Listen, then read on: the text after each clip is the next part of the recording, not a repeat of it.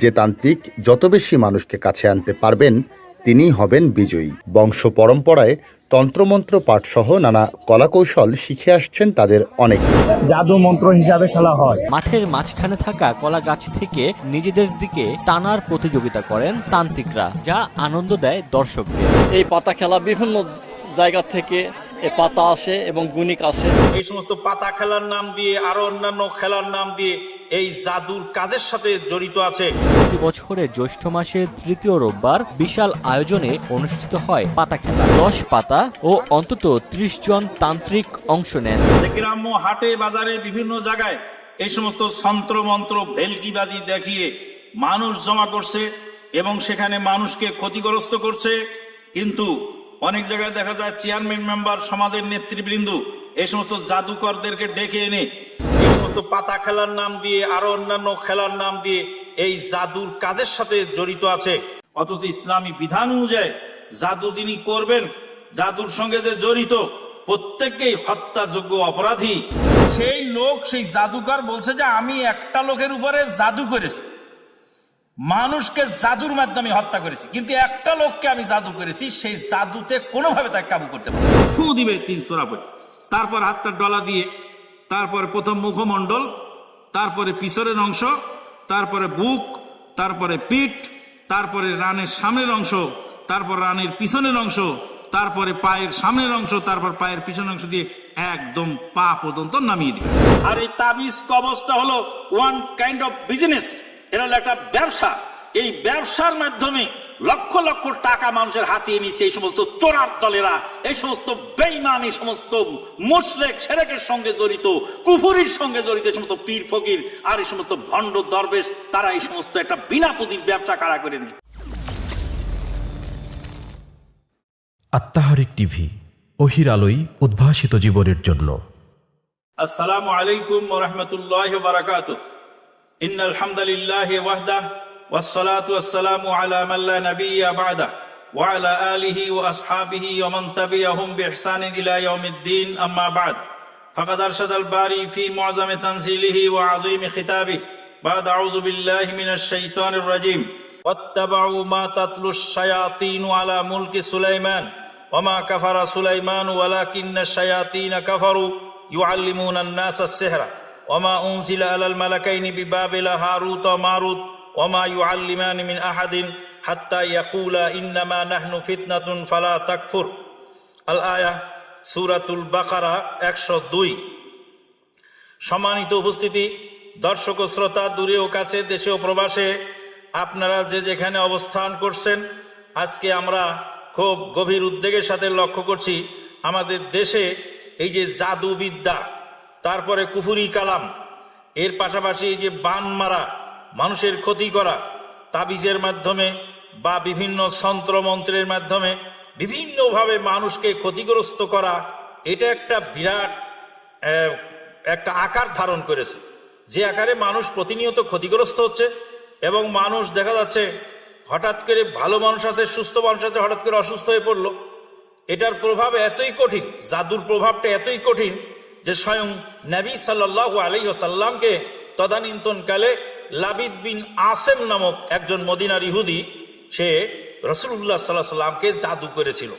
রাসূলুল্লাহ সাল্লামের চুলের মধ্যে 11টি গিরা দিয়ে একটা কুয়ার মধ্যে সেটা পাথরে চাপা দিয়ে রেখেছিল। রাসূলুল্লাহ সাল্লাল্লাহু আলাইহি ওয়াসাল্লাম দিনে দিনে অসুস্থ হয়ে পড়লেন। তারপরে আল্লাহ পাক সূরা নাস ফালাক নাজিল করলেন এবং সেই কুয়া থেকে সেই জাদু বের করে এনে সেটাকে নষ্ট করা হলো। তারপর আল্লাহ পাক নবী সাল্লাল্লাহু আলাইহি ওয়াসাল্লামকে সুস্থ করেছিলেন। তা আল্লাহর নবী যদি জাদু যারা আক্রান্ত হয়ে থাকেন, এখন দেখা যায় যে অনেক মানুষ, কেউ কারোর সাথে যুদ্ধ করে পারে না, কেউ কারোর সাথে গোলমাল করে পারে না, কেউ কারোর সাথে অর্থে শর্তে পারে না, কেউ কারোর সাথে দলিলে পারে না, কোরআন হাদিসে পারে না, তখন কি করে? এই জাদুর আশ্রয়, এই সমস্ত মন্ত্র তন্ত্রের আশ্রয় নিয়ে তাকে বান মেরে ক্ষতিগ্রস্ত করার চেষ্টা করে। সম্মানিত উপস্থিতি, জাদু এটা একটি কুফরি বিষয়। জাদুকরকে হত্যা করার নির্দেশ ইসলাম দিয়েছে। জাদু বড় ভয়ানক জিনিস, জাদু মারাত্মক ক্ষতিকারক। সম্মানিত দর্শক শ্রোতা, আমরা খুব উদ্বেগের সাথে লক্ষ্য করছি এই জাদুর প্রভাব এবং জাদুর এই প্রচলন এতই ব্যাপকতা লাভ করেছে যে গ্রাম্য হাটে বাজারে বিভিন্ন জায়গায় এই সমস্ত তন্ত্র মন্ত্র ভেলকিবাজি দেখিয়ে মানুষ জমা করছে এবং সেখানে মানুষকে ক্ষতিগ্রস্ত করছে। কিন্তু অনেক জায়গায় দেখা যায় চেয়ারম্যান মেম্বার, সমাজের নেতৃবৃন্দ এই সমস্ত জাদুকরদেরকে ডেকে এনে এই সমস্ত পাতা খেলার নাম দিয়ে আরো অন্যান্য খেলার নাম দিয়ে এই জাদুর কাজের সাথে জড়িত আছে। অথচ ইসলামী বিধান অনুযায়ী জাদু যিনি করবেন, জাদুর সঙ্গে যে জড়িত, প্রত্যেককেই হত্যাযোগ্য অপরাধী। কিন্তু তারা যদিও একটা বিনোদন হিসাবে গ্রহণ করছে, কিন্তু মাঝখান দিয়ে তাদের ঈমান আমল যে ধ্বংস হচ্ছে এবং যাদেরকে দেখাচ্ছে তাদেরকে যে ক্ষতিগ্রস্ত করছে সে বিষয়ে তারা মোটেই জানে না বা সজাগ নয়। এই সমস্ত ভেলকিবাজি, এই সমস্ত ভক্কর চক্কর করাওয়ালা লোক যেখানে পাওয়া যায় এদেরকে দমন করা উচিত। এই মর্মে হঠাৎ করে আমার একটা ঘটনা মনে পড়ে গেল। মৌলানা হাজী আব্দুর রহমান টাঙ্গাইলের, উনি একদিন হাত গণনাকারী গণককে বলছে, দেখো তোমার হাতটা কি আছে, আমার বিপদ আপদ কি আছে দেখো। এইবার হাজী আব্দুর রহমানের হাত দেখে গণক বলছে, আপনার জীবনে দুইটা ফাঁড়া আছে। প্রথম একটা ফাঁড়া কেটে গেছে, আর একটা ফাঁড়া আছে যেটা শিখে আপনাকে সজাগ থাকতে হবে। হাজী আব্দুর রহমান সাহেব হাতে ছিল সেই খড় শুকানোর লাঠি, কাঁদাইল বলে যেটাকে, এই কাঁদাইল দিয়ে পিটিয়ে ওই গণককে শোয়ায় ফেলেছে। গণক চিৎকার করছে আর বলছে, আমাকে হাজী আব্দুর রহমান সাহেব আমাকে পিটেছে, মেরেছে। তখন হাজী আব্দুর রহমান সাহেব বলছেন, শোনো, তুমি যে মানুষের ফাঁড়া গুনে দেখো, তুমি যে মানুষের বিপদ আপদ গুনে মানুষকে সজাগ করো, তো তোমার হাত তুমি দেখে বের হও নাই, তুমি গণনা করে বের হও নাই যে আজকে সকালে বের হলেই আব্দুর রহমান হাজীর কাছে মার খেতে হবে। এই সমস্ত লোকদেরকে দমন করার জন্য এরকম সচেতন লোক সমাজে প্রয়োজন। যাই হোক, সম্মানিত উপস্থিতি, দর্শক ও শ্রোতা, আজকে এই পাতা খেলার নামে, এই জাদুর নামে, ভেলকিবাজির নামে, ব্ল্যাক ম্যাজিং এর নামে, তারপরে বিভিন্ন ধরনের নামে এই সমস্ত এই কুফুরি কাজ চলছে। এরা দেখার মতো লোক নাই। এটা অবশ্যই আমাদেরকে সচেতন হতে হবে এবং সমাজকে সচেতন করতে হবে। সম্মানিত উপস্থিতি, আজকে অধিকাংশ মানুষ ক্ষতিগ্রস্ত হচ্ছে, মানুষ অসুস্থ, ডাক্তারের কাছে যাচ্ছে, কোনো রোগ নেই, কিন্তু দিনে দিনে সে নিস্তেজ হয়ে যাচ্ছে, দিনে দিনে সে ক্ষতিগ্রস্ত হচ্ছে, রাতে ঘরে ঘুমাতে পারে না, অমুকের সাথে স্ত্রীর সঙ্গে স্বামীর গরমিল। এখানে কোরআনুল কারীমে আল্লাহ পাক বলছেন, ওয়ায়ুআল্লিমুন নাসা সিহরা, তারা জাদু শিক্ষা দিত সেই সুলাইমান আলাইহিস সালাতু ওয়াস সালামের জামানায়। এখানে আরো কিছু বলছেন, মা ইউফাররিকুনা বিহি বাইনাল মারই ওয়া যাওজিহি, তাদেরকে শিক্ষা দেওয়া হতো এমন কিছু যে স্বামী স্ত্রী থেকে বিচ্ছিন্ন করে ফেলে। আজকে বাপ থেকে বেটাকে বিচ্ছিন্ন, স্বামী থেকে স্ত্রীকে বিচ্ছিন্ন, শাশুড়ি থেকে পুত্রবধূকে বিচ্ছিন্ন। এই সমস্ত জাদু, এই সমস্ত কুফুরি কালাম, এই সমস্ত তাবিজ, এই সমস্ত ভক্কর চক্কর মাধ্যমে আজকে সমাজকে ক্ষতিগ্রস্ত করে চলেছে। আমাদেরকে এই ব্যাপারে সজাগ থাকতে হবে। সংশ্লিষ্ট দায়িত্বশীল যারা আছেন তাদের উপযুক্ত ব্যবস্থা গ্রহণ করতে হবে। যারা সচেতন নাগরিক তাদেরকে সামনের দিকে এগিয়ে আসতে হবে। এই সমস্ত লোকদেরকে দমন করার জন্য সর্বোপরি প্রচেষ্টা চালাতে হবে এবং প্রশাসনের আওতায় তাদেরকে এনে, শাস্তির আওতায় তাদেরকে এনে দৃষ্টান্তমূলক শাস্তির ব্যবস্থা করতে হবে। সম্মানিত উপস্থিতি, এখন আমরা আসবো যে এই জাদু থেকে বাঁচার উপায় কি। আপনার নিজেকে তো বাঁচতে হবে। কু আনফুসাকুম ওয়া আহলিকুম নারা, তুমি আগে বাঁচো, পরিবারকে বাঁচাও। তাহলে আপনাকে বাঁচতে হলে আপনাকে আমি বলবো, জাদু শুরু হওয়ার আগে আপনি 5টি পদক্ষেপ গ্রহণ করবেন। প্রথম পদক্ষেপ হলো সকাল বেকাল 3 বার করে পড়বেন, সকাল এবং সন্ধ্যায় 3 বার করে পড়বেন বিসমিল্লাহিল্লাযী লা ইয়াদুরু মা ইসমিহি শাইউন ফিল আরদি ওয়ালা ফিস সামাই ওয়া হুয়াস সামিউল আলিম।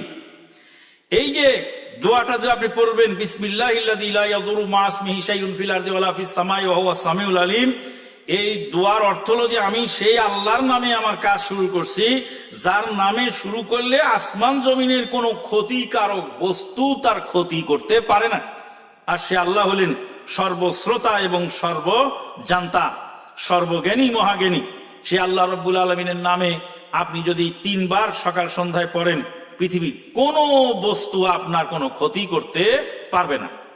অনুরূপ ভাবে উলামায়ে কেরামগণ বলছেন, আর রাহিকুল মাখতুমের লেখক আল্লামা সাফিউর রহমান মুবারকপুরী রাহিমাহুল্লাহ, তাকে আমি একবার জিজ্ঞেস করলাম, স্যার, অনেক সময় যে আমরা কিছু জিনিস খাই মনে করি ক্ষতি হচ্ছে, মানে আমি ডায়াবেটিসের রোগী, তা আমার সামনে একটা খাবার আসলো তার মধ্যে একটু মিষ্টি আছে, অনেক সময় দেখা যায় খাবারটা একটু নষ্ট নষ্ট ভাব, ক্ষতি হওয়ার আশঙ্কা আছে।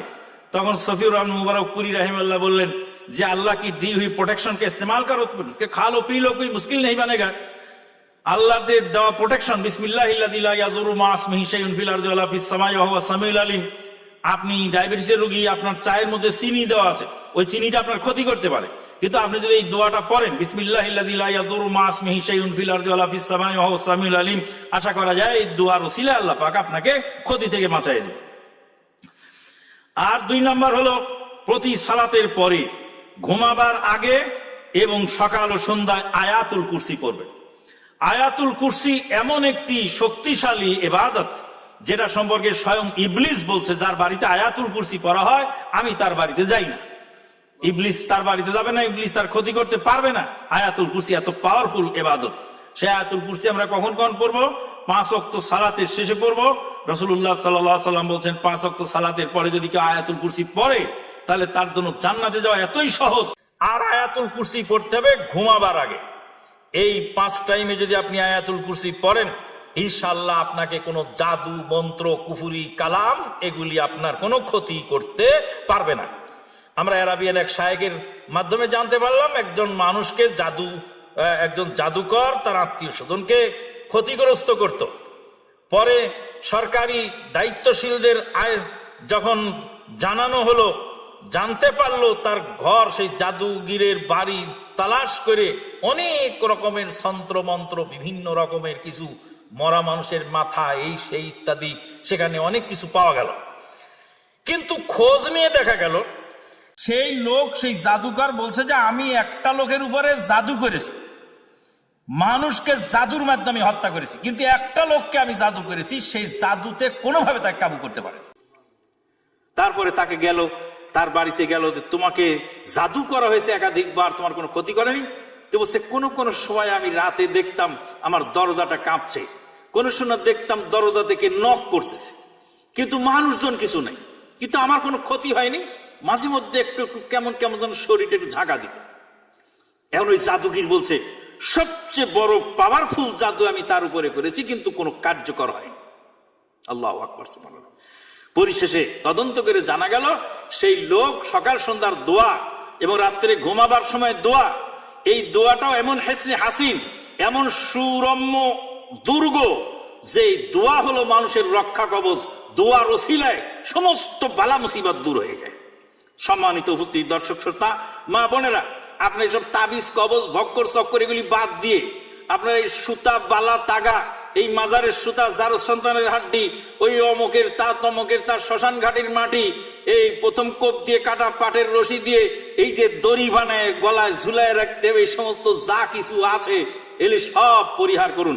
আমার এক আত্মীয় সম্পর্কে আমি শুনলাম যে ওর এই গুই সাপের জিহবা, গুই সাপের লেজ, এই গুই সাপের জিহবা, গুই সাপের লেজ, এগুলি তাবিজ বানায় সে কোমরে ঝুলায় রাখে। নাউযুবিল্লাহি মিন যালিক। সম্মানিত উপস্থিতি, এসব পরিহার করে কোরআন সুন্নাহর পথ আপনি অবলম্বন করুন। আর সকাল সন্ধ্যায় এবং ঘুমের সময় 3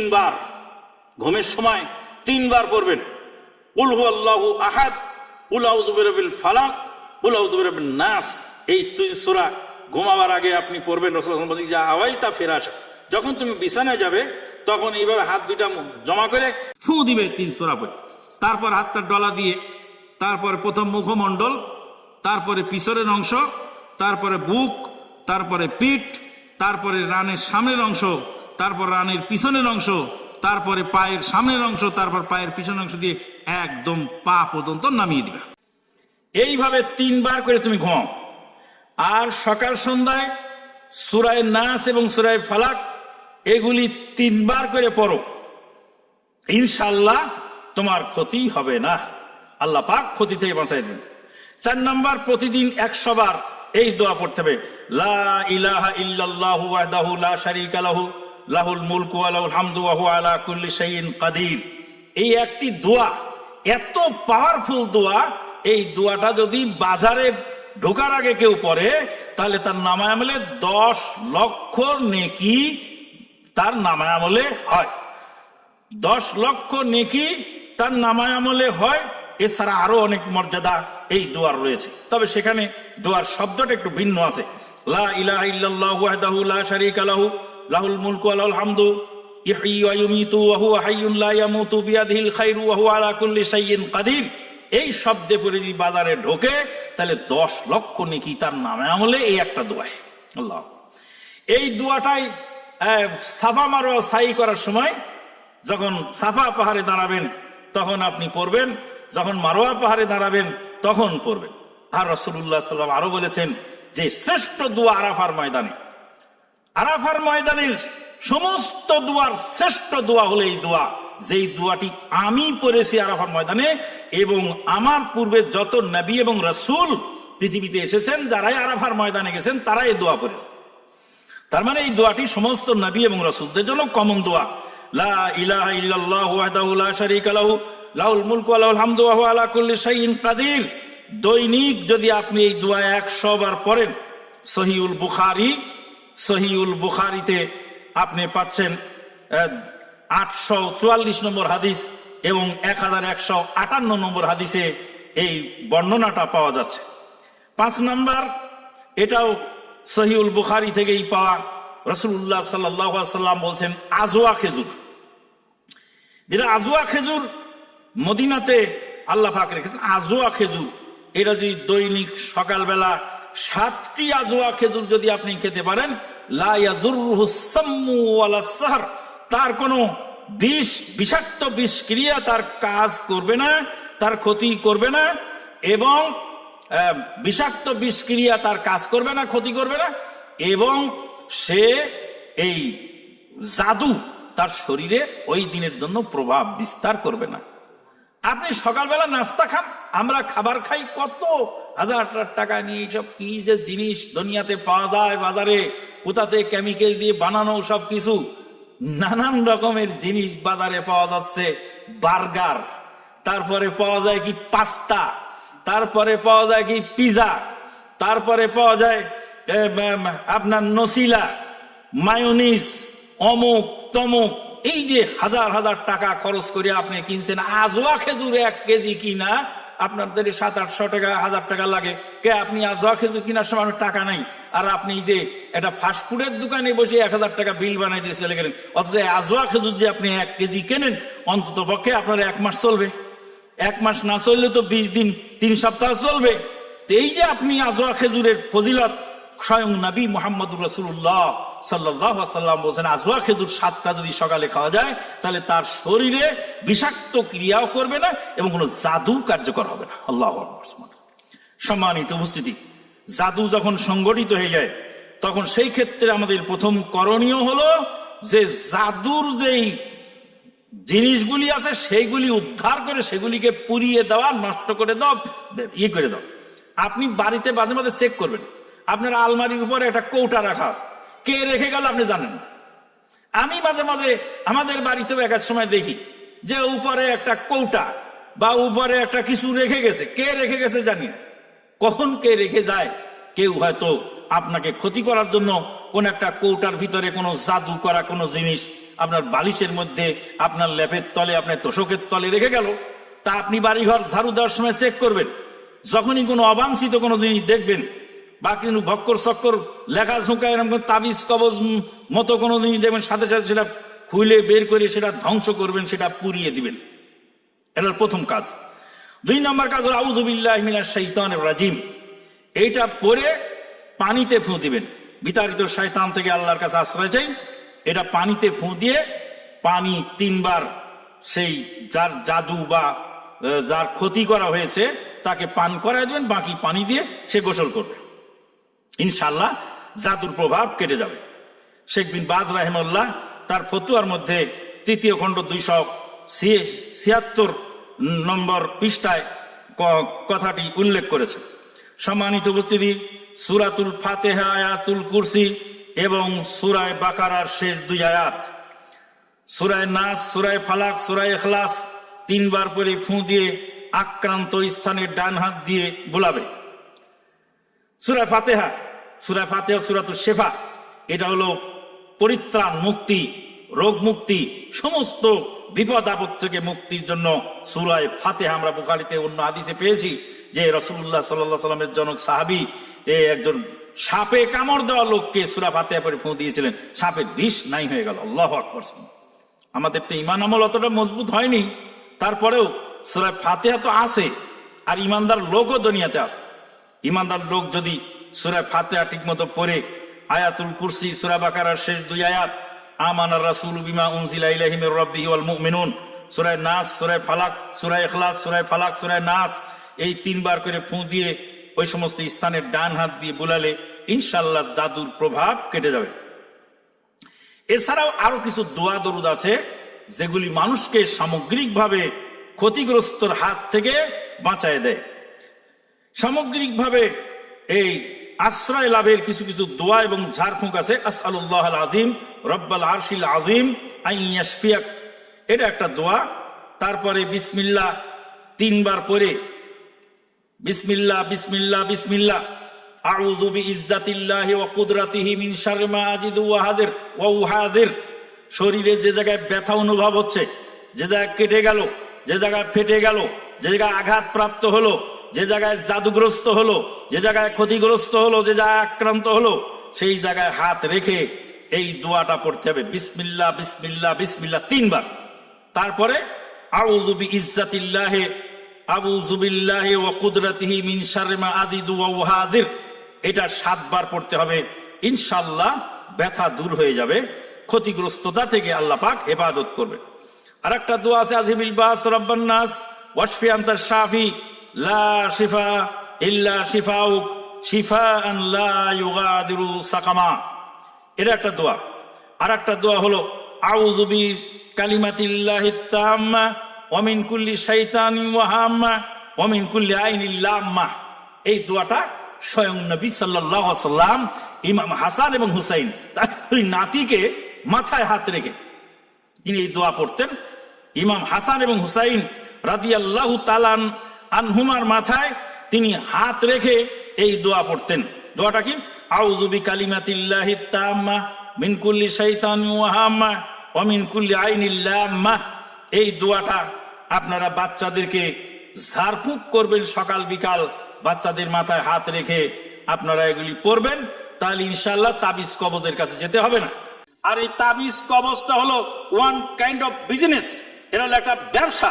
এই ব্যবসার মাধ্যমে লক্ষ লক্ষ টাকা মানুষের হাতিয়ে নিচ্ছে এই সমস্ত চোরার দলেরা, এই সমস্ত বেঈমান, এই সমস্ত মুশরিক শিরকের সঙ্গে জড়িত, কুফরির সঙ্গে জড়িত এই সমস্ত পীর ফকির আর এই সমস্ত ভণ্ড দরবেশ, তারা এই সমস্ত একটা বিনা পুঁজির ব্যবসা কারা করে নিয়ে।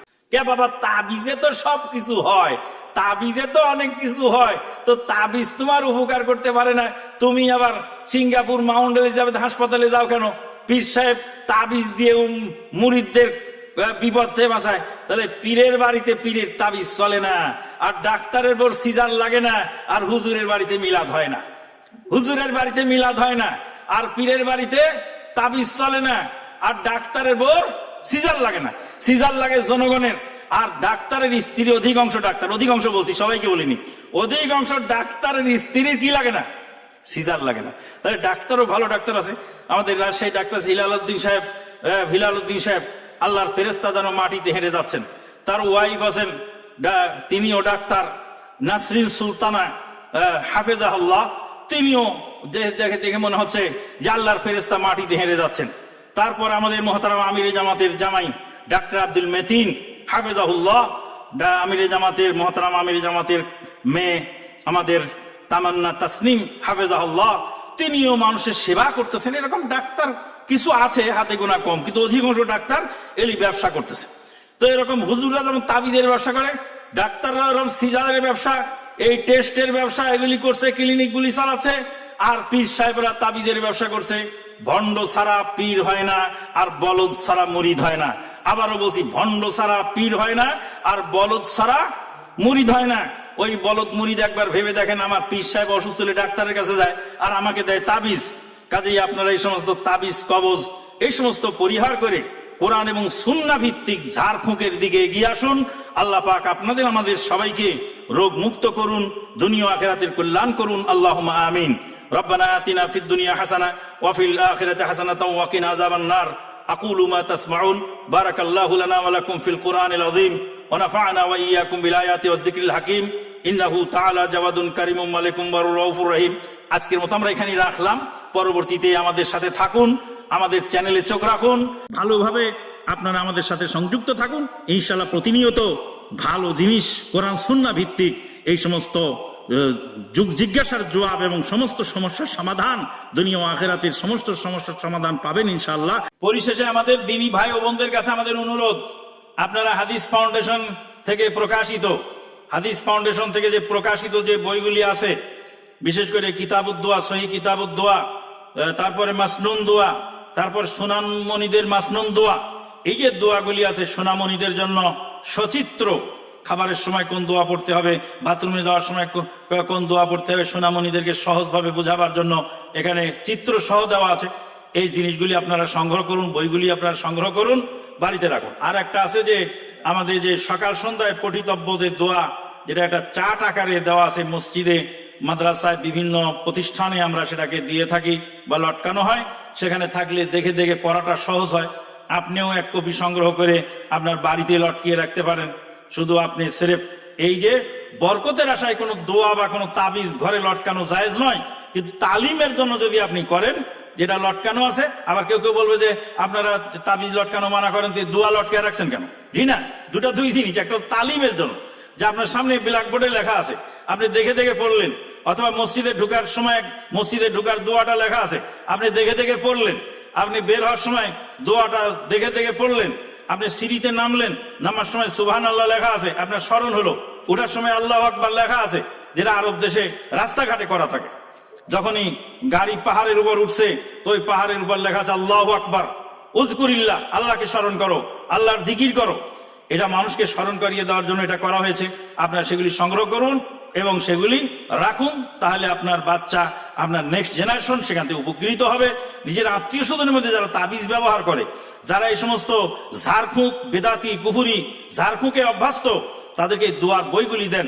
আবার ঢাকা থেকে আমরা একটা ছোট্ট বের করেছি, কোরআন সুন্নাহ ফাউন্ডেশন থেকে, ঢাকা মাদার টেকা আহলাদিস মসজিদ থেকে একটা ছোট্ট বের করেছে, পকেট সাইজ। ওটা পকেট সাইজ, একটা দৈনন্দিন চলার জন্য পকেটে রেখে চট করে বের করে পড়া যায়, অল্প দোয়াস। ওটা 10 টাকা বা 20 টাকা করে বোধহয় নেয়। ওগুলি সংগ্রহ করবেন, নিয়ে পড়বেন ইনশাল্লাহ। হাজার হাজার কপি এগুলি সংগ্রহ করে মানুষের ভিতরে বিতরণ করুন। নিজের আত্মীয় স্বজন তাদের মধ্যে বিতরণ করুন। আমার আম্মা এক সময় আমাদের এক আত্মীয়কে একটা সালাতুর রসুল বই দিয়েছিলেন। বই দেওয়ার পরে সে আত্মীয় ফুড ইন্সপেক্টর, আল্লাহ তাকে হেদায়েত দান করুন, তিনি রাগ করে বইটা ছিঁড়ে ফেলে দিয়েছে। বলে, তোকে মোহাম্মদী বানাবার জন্য সব বই দেওয়া হয়েছে। বই আপনার ছিঁড়ে ফেলুক, কিন্তু আপনার দাওয়াতটা তার কাছে পৌঁছে গেল। তারই বংশ থেকে, তারই পরবর্তী জেনারেশন থেকে মাশাআল্লাহ এখন ছেলেরা আস্তে আস্তে কি হয়েছে, এগুলি আস্তে আস্তে শিখছে। তায়েফের মাটিতে নবী সাল্লাল্লাহু আলাইহি ওয়াসাল্লামকে যারা মেরেছিল, তাদেরই বংশধরেরা পরে আবার তাওহীদের দাওয়াত প্রতিষ্ঠা করেছিল। যারা আপনার এই বইকে প্রত্যাখ্যান করবে, যারা আপনার দাওয়াতকে প্রত্যাখ্যান করবে, তারা এক সময় দেখবেন তাদেরই বংশ থেকে কিছু লোক আবার ফিরে এসেছে। আলহামদুলিল্লাহ। আপনি এই ঈদের মধ্যে আত্মীয় স্বজনকে হাজার হাজার টাকার গিফট দিবেন। হাজার হাজার টাকার গিফটের পাশাপাশি যদি 100 টাকার কিছু এই বই, এই দোয়ার বই, সালাতের বই, এগুলি দিতে পারেন, আপনার আত্মীয় স্বজনের যে ইমান, আমল, আকীদা, সালাত, সিয়াম, ইবাদত বন্দি চেঞ্জ হয়, তারা আপনি অনেক নেকি পাবেন। এটা আপনার জন্য বিরাট সৌভাগ্য। আল্লাহ পাক কবুল করুন। আল্লাহুম্মা আমিন।